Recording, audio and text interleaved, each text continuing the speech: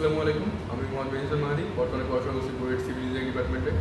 তো আমি আসলে অনেকদিন ধরেই চাচ্ছিলাম যে কিছু টিউটোরিয়াল নিয়ে আসবো ম্যাথের। তো সময় হয়ে উঠতেছিল না, তো আপাতত এখন হয়তো বা প্রতিদিন একটু সময় পাবো। তো আমি ভাবতেছি যে এখন থেকে নিয়মিত আর কি বিভিন্ন টিউটোরিয়াল নিয়ে আসবো। তো আজকে আমরা জটিল সময় একটা ম্যাথ সলভ করবো, হচ্ছে i⁻i, এটার মডুলাস এবং আর্গুমেন্ট। এটা আসলে যদি কেউ অ্যাডমিশন ফেজে আসে তাহলে এটা আর কি সহজ লাগার কথা, অ্যাডমিশন ফেজে একদম বেসিক লেভেলের ম্যাথ এটা।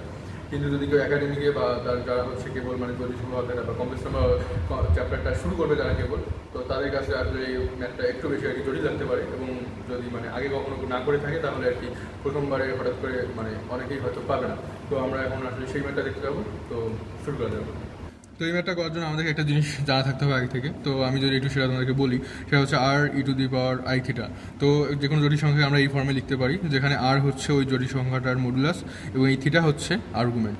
তো আমরা এখন যদি i⁻i এর মডুলাস এবং আর্গুমেন্ট নির্ণয় করি, তাহলে এক্ষেত্রে আমরা প্রথমেই এটাকে যদি আমরা এই ফর্ম্যাটে লিখতে চাই, তাহলে এখানে ভিতরে যে আইটা রয়েছে যে i এর পাওয়ার রয়েছে সেই আইটাকে আমরা এই আকারে লিখবো।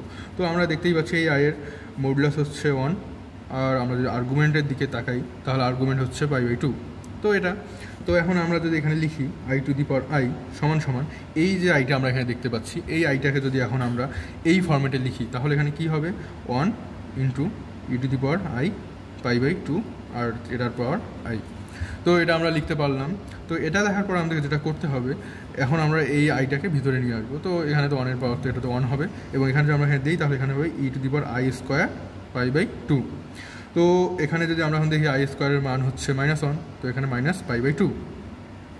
এই জিনিস কোয়ান্টিটির সমান এটা আমাদের হচ্ছে।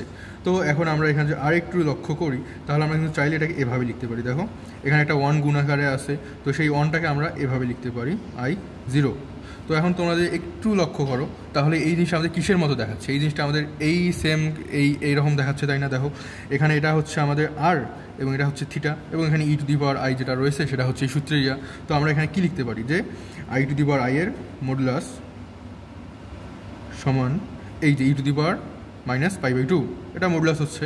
এবার আমরা যদি আর্গুমেন্টের দিকে দেখি তাহলে আর্গুমেন্ট সমান 0 ডিগ্রি। তো এটাই আসলে একদম সিম্পল ম্যাথ। তো এখন যদি আমরা এটা i⁻i এর নির্ণয় করলাম আমরা এখানে, তো আমরা যদি এখন i⁻-i নির্ণয় করি তাহলে কিন্তু আমাদের বিষয়টা সেম হবে। তো আমরা যদি সেটা দেখি তাহলে কীরকম হবে, চলো দেখি এই সাইডে করি। তো